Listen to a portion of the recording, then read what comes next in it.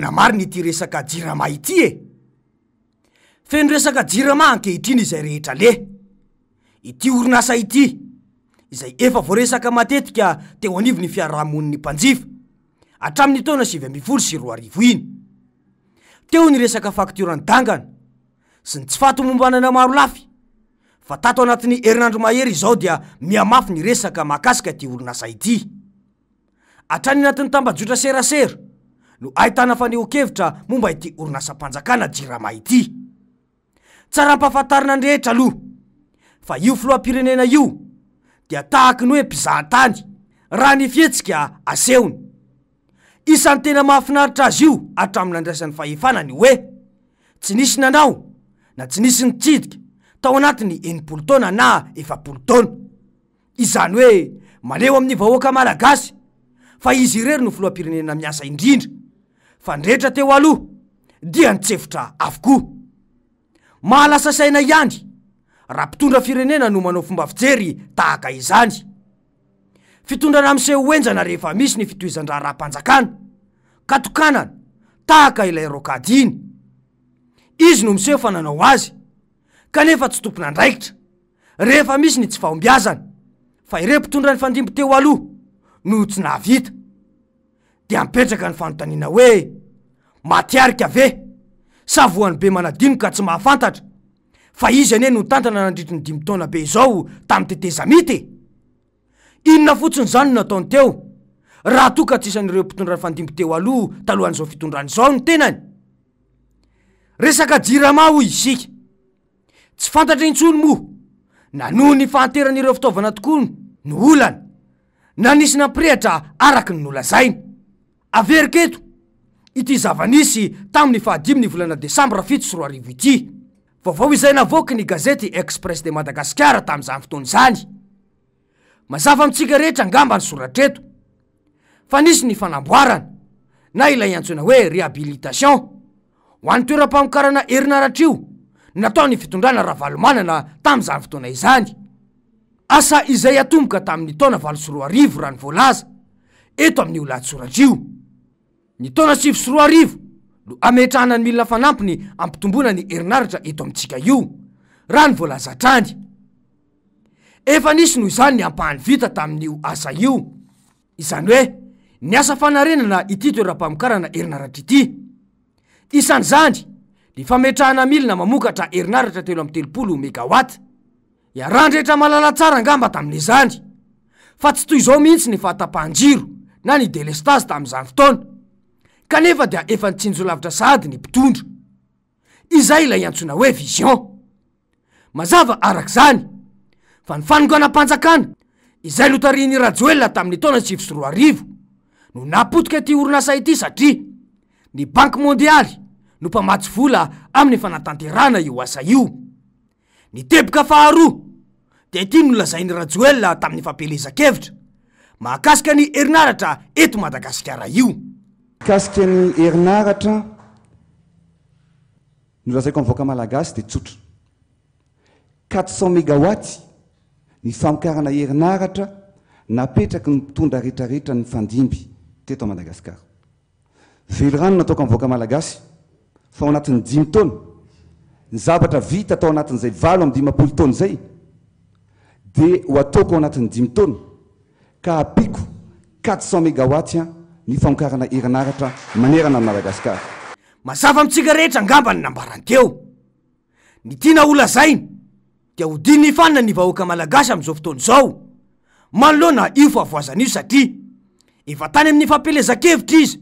no ny lokaloka fa mila fanatsarana ny famatsiana jiro eto Madagasikara. Nahoana nefa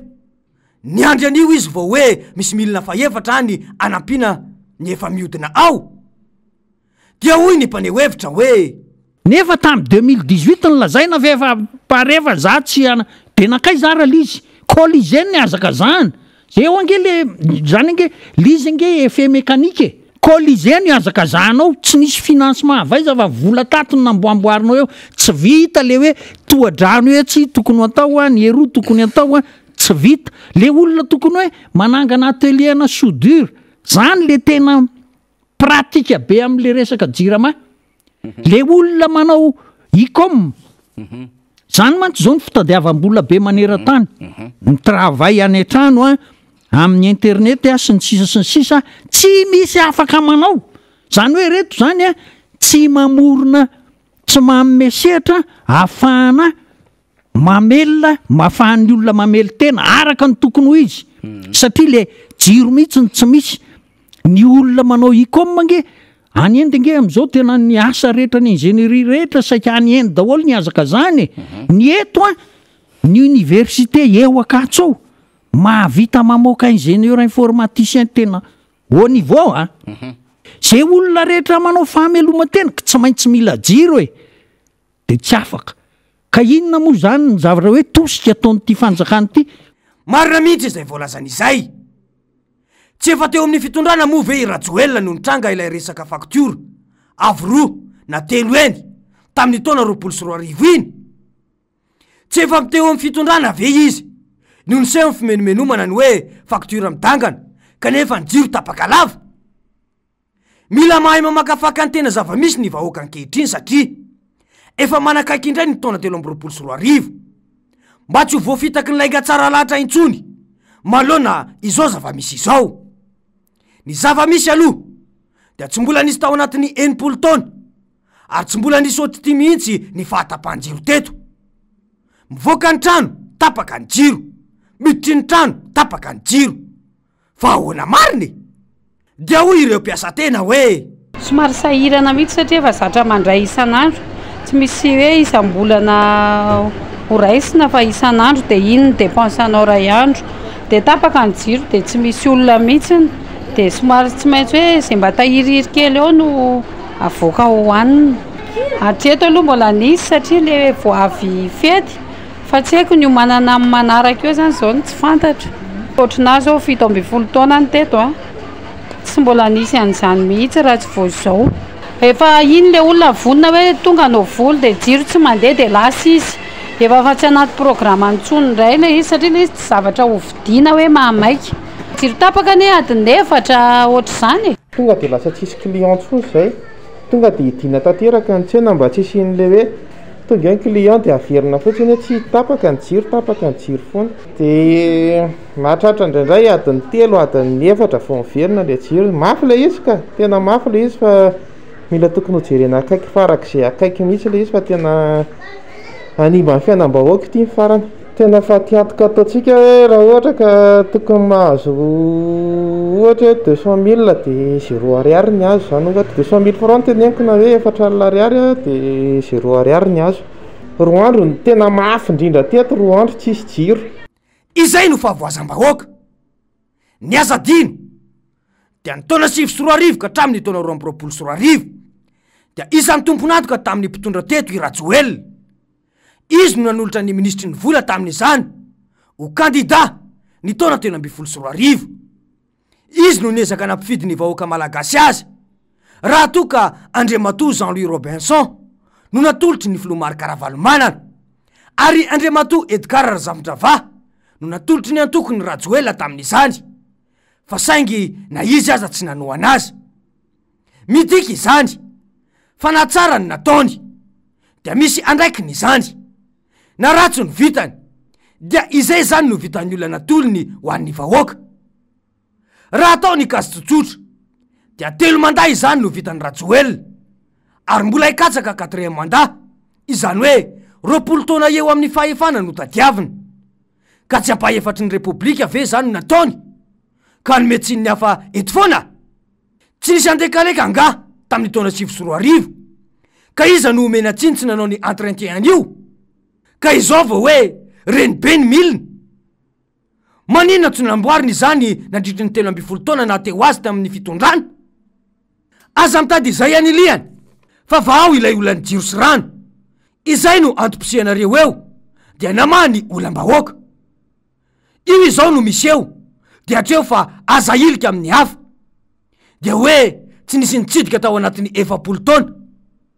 na foanany delestage ve ny fandehanany tany 3 andro aty aoriny dia hoy ny mpaneho hevitra hoe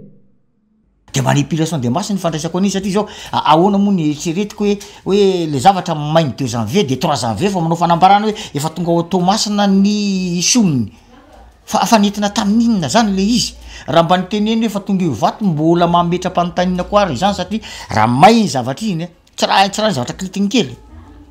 zavatra ngezabe inge iny ivideniny ihany inge anao tsotra vidy friperetra etretreny ko tonga de hoe tirangatiko de vidiko de ty volanao hoe misy bon de commande inge atao amin'iny misy transaction inge atao amin'iny fomba ahoana nitondrana ny mandeha ty Madagasikara any Tomasina izy tonga nandeha sambo inge izy zany dikany raha miala avy any Europe iny vidina na tatsy Maurice iny vidina na tatsy La Réunion ataoko hoe mosy La Réunion iny akaiky indrindra tsy tonga eto anatin'ny 24 heures inge iny tamy 2018 efa nisy nanantona anazy hoe amena 40 millions d'ariary de dorany andekaleka fa manisy tam'zany ka tsy niteny tany ampitondra fanjakana tam'zany nefa de tompony andraikitra na inona ho tenenina tamy 2018 de anisan'ny efa filopirenena teto nge ny filopirenena tetriny tam'zany fotoana zany tompony andraikitra ambony eto zany izy raha mandreny firenena de inona ka tsy nitenenana zany tany fa navelany any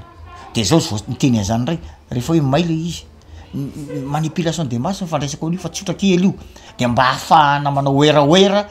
de atao ohatran'io le izy de mitehaka am'izay le manaraka hoe merci président mazavy izay ny azadino dia mbola misy vola tsy voalohany io fanjakana io amin'ireo mpamatsoloka amin'ity orinasa ity tonga tany amin'nitra amin'ny hoe fifampitoriana teny amin'ny fitsarana efa nisy ny fandavana tsy hamasitsoloka intsony saingy niditra tamin'ny réquisition ny fanjakana ny tiana olazaina de izao ilay fitantanana mihitsy no tsy hainy mpitondra ankehitriny saingy ny oeraoera tsy maintsy mandeha mba anakonana ilay tsy fahombiazana profony zany eo arakarena fahobe miba fito isanjato io de mbola ny mpitondra teo aloha ihany ve no tomponantoka fa ahoana mariny